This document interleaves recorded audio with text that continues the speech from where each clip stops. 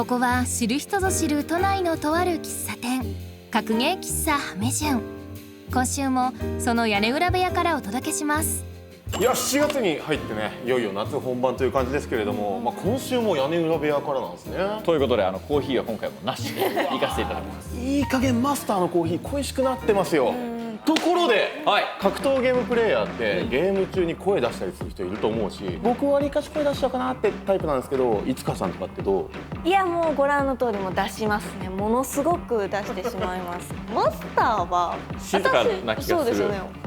怒らなそうな。黙々とやってますね。俺ね、相手がミスして自分勝ったら相手に聞こえるようにラッキーって言うようにしてる。そういうタイプですよね。そう精神的ダメージ。あれ何なんだろう。あ、いらっしゃい。いらっしゃいませ。鉄拳プレイヤーのこの間トパンガリーグで活躍した2人じゃないですか。よろしくお願いします。お願いします。小学1年生から鉄拳を始め、13歳の時に世界大会エボ2014で準優勝。19歳の天才ゲーマーゲン選手、そして国内外問わず数々の大会で好成績を収めてきた鉄壁のプリンスアウ選手が本日のお客様。さらに本日はトパンガリーグクロス鉄拳7決勝リーグの模様もお届け。熾烈な戦いの末、予選リーグを勝ち上がった6名による総当たり戦。そこで優勝準優勝したのが鉄拳7といったらこの間大きな大会がありましたよね。はい、トパンガリーグクロス鉄拳7という大会が、開催されまして、そこで青選手が準優勝、そしてゲン選手が見事優勝という結果でしたね。おめでとうございます。すごいですね。でもそもそもそのトパンガリーグの大会ってどういう大会なんですか？はい、じゃあ説明していきましょう。じゃあ VTR お願いします。5月のオンライン予選から始まった鉄拳7の大会、トパンガリーグクロス鉄拳7。その頂点を決める決勝リーグが先日開催されました。予選からハイレベルな戦いの連続となった今大会。決勝リーグは激戦の末勝ち上がった6名の選手たちにより争われます。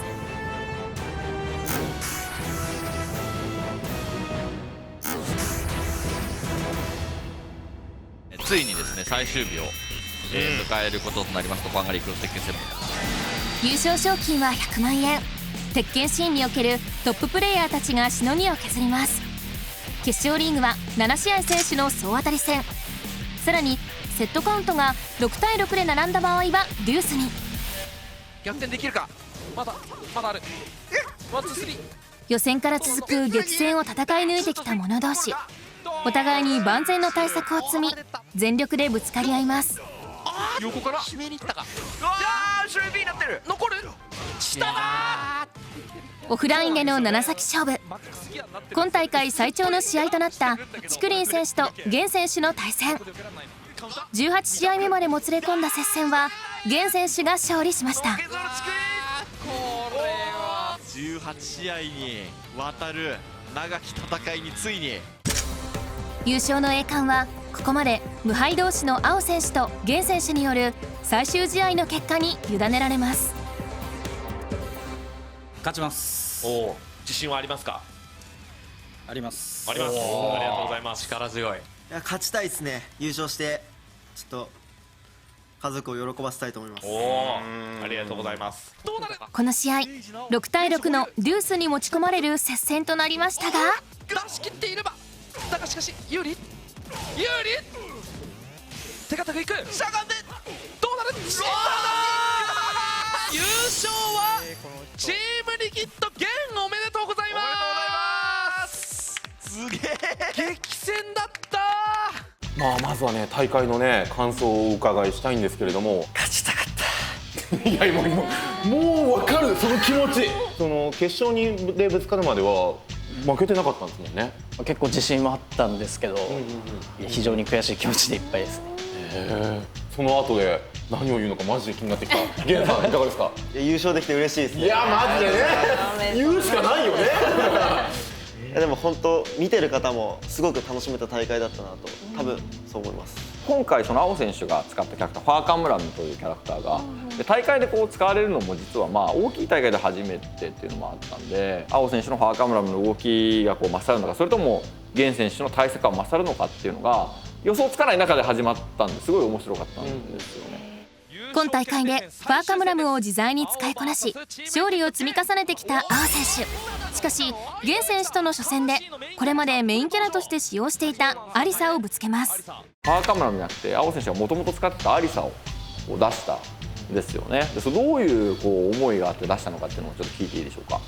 源君が使用するシャヒーンっていうキャラクターにもう被せるってあらかじめ決めてたんで、結構自信があったんですけどシャヒーンの火力に押されてしまって、結局ファーカムラも引きずり出された、本当はアリサで勝ちたかったんですけど、なるほどそこを引きずり出されちゃったんで非常に悔しい。なるほど。1対3と劣勢に立たされた青選手は逆転を信じキャラクターをファーカムラムに変更。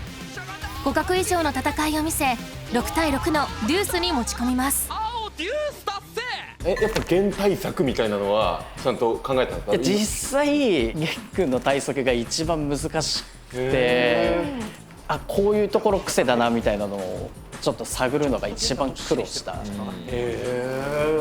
青選手はやっぱその決勝リーグでも結構圧倒的な強さで、無敗だったんですけど、確かに自分はほとんど全部デュースに持ち込んでもう接戦だったんで、あんまりその自信はそこまでなかったですね。圧倒的に強かった青選手を勝てたなんか勝因みたいなのって。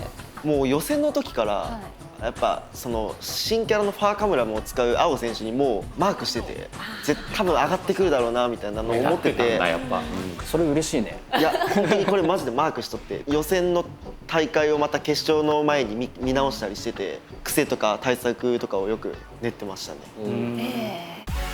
無敗同士による優勝決定戦、素晴らしい戦いを見せる両者でしたが源選手が8対6で見事勝利。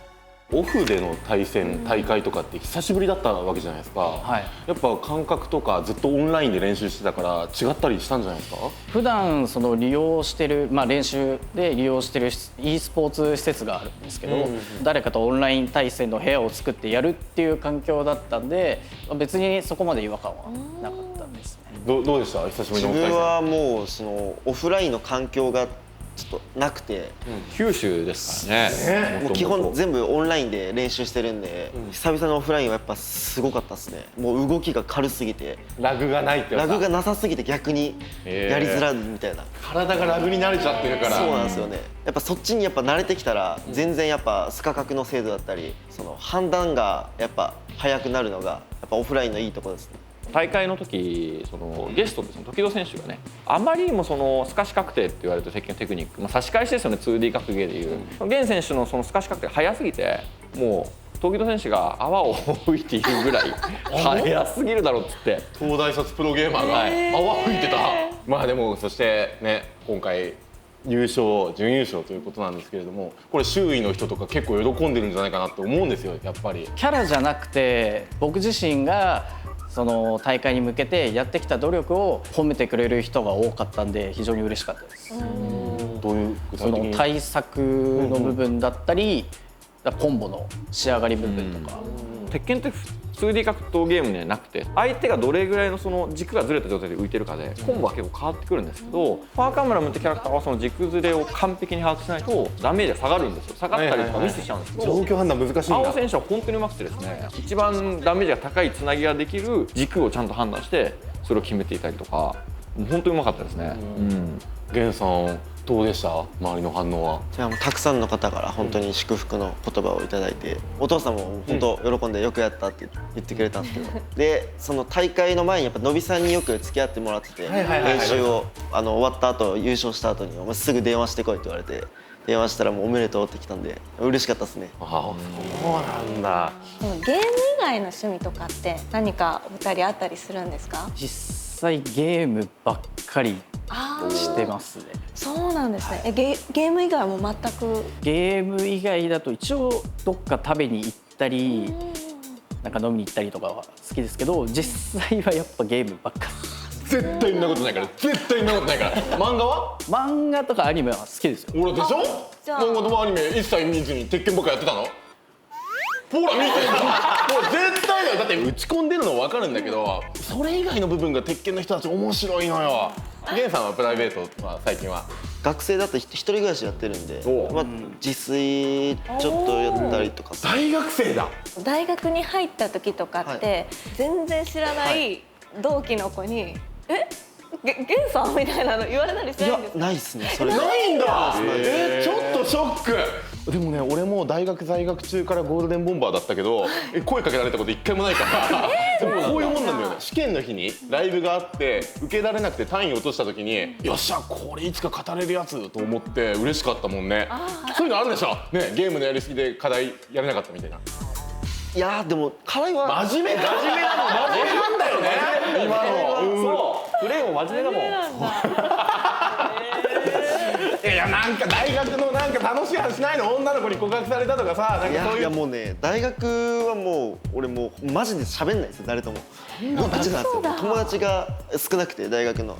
全然関係ないけど、ゲンさんってはい好きな女性のタイプとか聞いてもいいですか？好きな女性のタイプですか、明るくてやっぱりちょっとリードしてくれる人とかのがいいですかね。たまんねえな。いい19歳いい頑張れ。そして青さんのお話も、なんでちなみに青っていう。結構名前は悩んでて、で結局たどり着いた答えが好きなキャラクターの名前から取ったというシンプルだな。気になる。そうだ。一周回ってシンプルだな。ちなみに何の？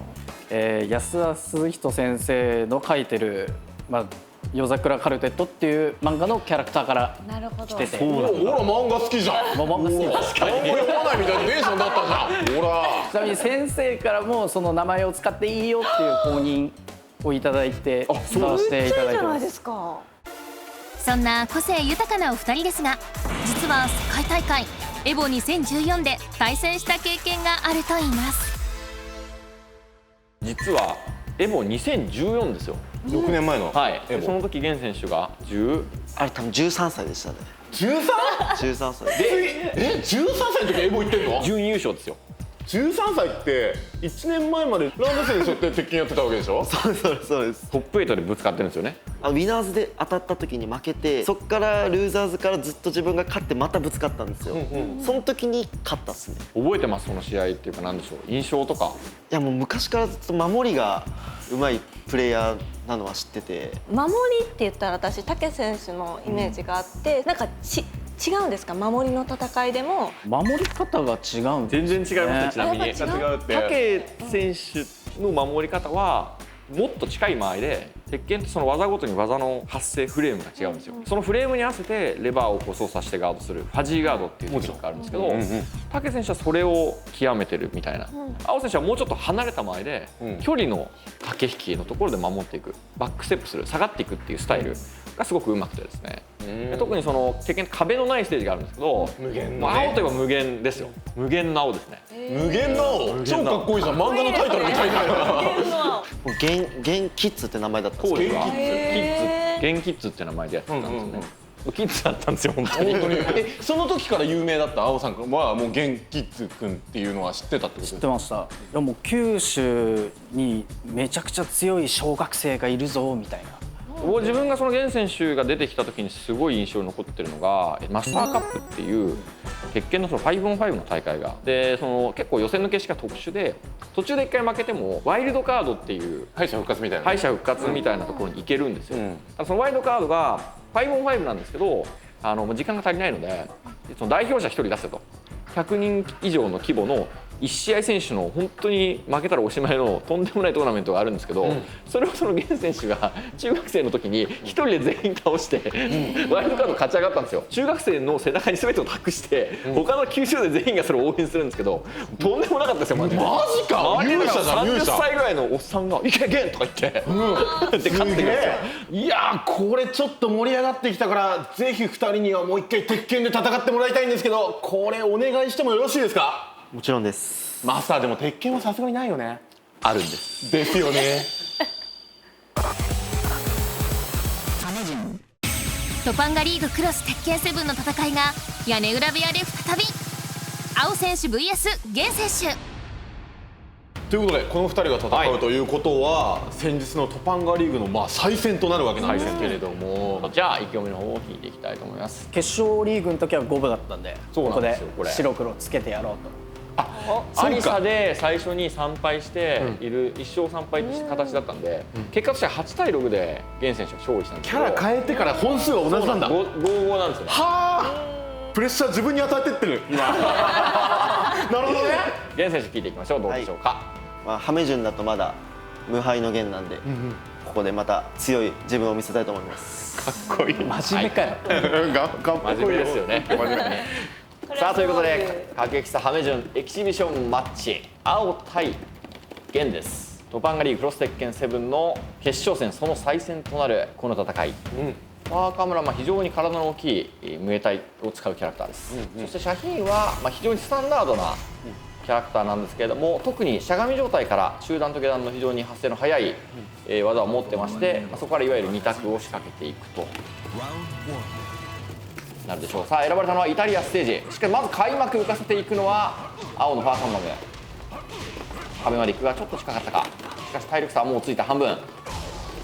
壁から脱出したいのは、おっとガードの上から壁やられを奪って、さらにバルコニーブレイク運んでいきます。一気に体力。この人守りの人なんだよね。攻めも強いんですよ。守りの人じゃないのこの人。まずは攻め込んでいきます。そしてそのレイジ体力残り少ない弦を削り切っていくのは青。ちょっと思ってたのと違うんだよ。違いました。ファーカマラムってキャラクターが、ただ守るだけじゃなくて攻めも強い上に、そのバックステップや横移動といった守りの選択肢も強いのがポイントなんですね。一回ハマったらこうなってくわけですね。火力を一気に発揮して、あ、でももう取り返すように。そしてしゃがみから今度は中段一気に青の体力を奪っていくのはゲン。ラウンド取り返せるからローキックをお返したばかりに下段でフィニッシュ。そういう意味でも守りの人じゃないの。これ一方的だったけど。あのように壁が絡むとですね、このゲームの中段下段の2択っていうのは見てからできないので、壁に追い詰められると 2D 格闘ゲームの画面なしより多分やばいです。そうなんだ。しかしここでダッシュオライドの軸はずれている。このラウンドは青が先行していますが、レイ状態になると攻撃力があるが、そこに下段で崩していくのは青。さばいた。壁が近いぞ。見えるか。いや難しい。壁には張り付かなかった。しかし青が防戦攻撃を下段が押してトゥースの反撃。青がリーチ。ちょっと間髪入れずな感じで目まぐるしい。ゲンは無敗を守ることができるでしょうか。いやここは空中ヒットからしっかりとスクールに持ち込んでママラガンで運んでいきます。壁コンボも完璧。このコンボ精度の高さが青のファーカムラムの強さを支えています。壁に近いのはどうする。おお、反撃から壁やられ奪って、いわゆる剥がしていきます。さらに置き攻め重視中段、これはガード。ゲン後がありません。ハイキックカウンター。軸はずれているか。どうする。運んでいけるか。運んでいける。壁際2択下段。もう一度中段からシャワーから遠いローキックを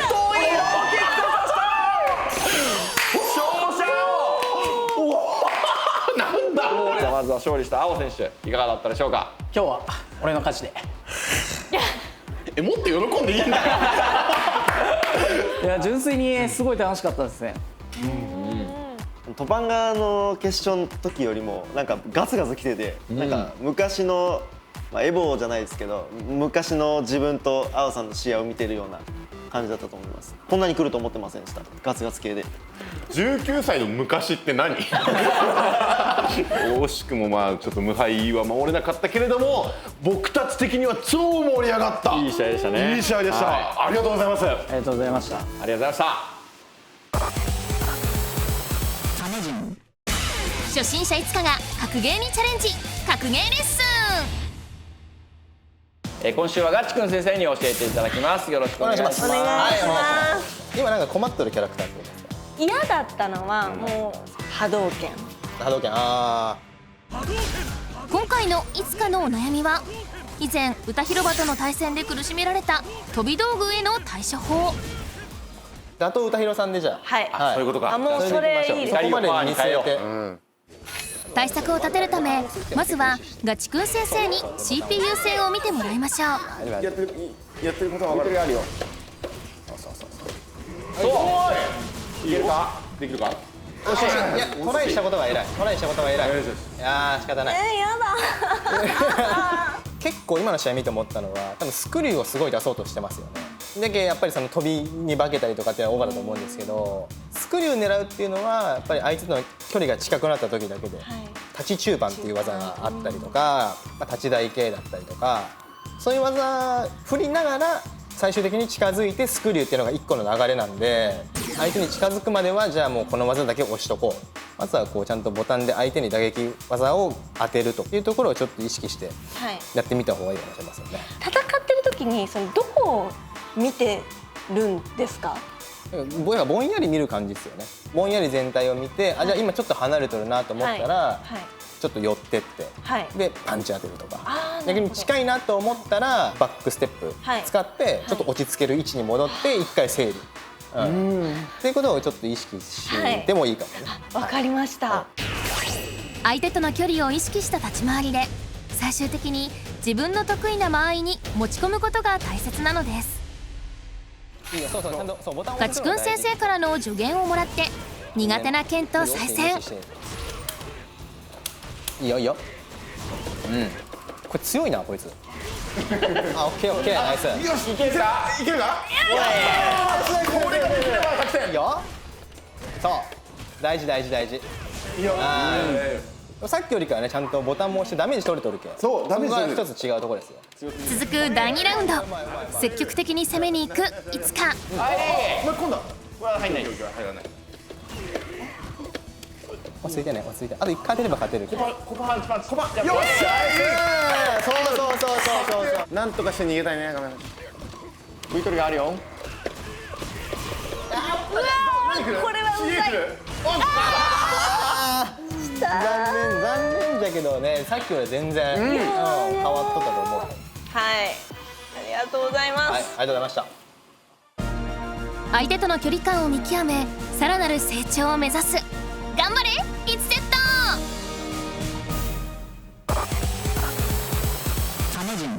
はい、ということでそろそろ閉店のお時間が近づいてまいりました。いやもうただ一つ心残りが無限の青が見られなかった、もうそれだけなんですけどそれをもうなかったことにしてもめっちゃ面白かったです。ありがとうございます。源選手の凄さはもう十分分かった上でやっぱ今回青選手の凄さも分かったから目の前でね、すごいそれが良かったのと、実はこの2人相性いいなって思ったし、またこれから2人で来てもらいたいなって思いました。そしてじゃあ、お客様の2人にも聞いていきましょう。前回よりも本当にもっと気が緩んでなんか楽しめたから自分的には良かったですね。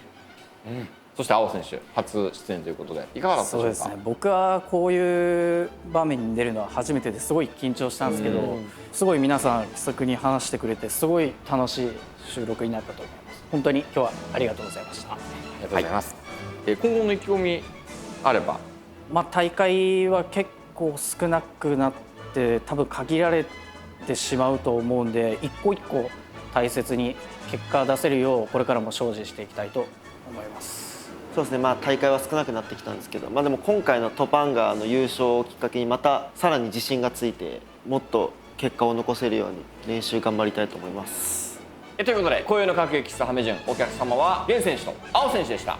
またのご来店をお待ちしております。ありがとうございました。ありがとうございました。来週はグランブルーファンタジー VS レン選手、そしてコージ KOG 選手がご来店。お楽しみに。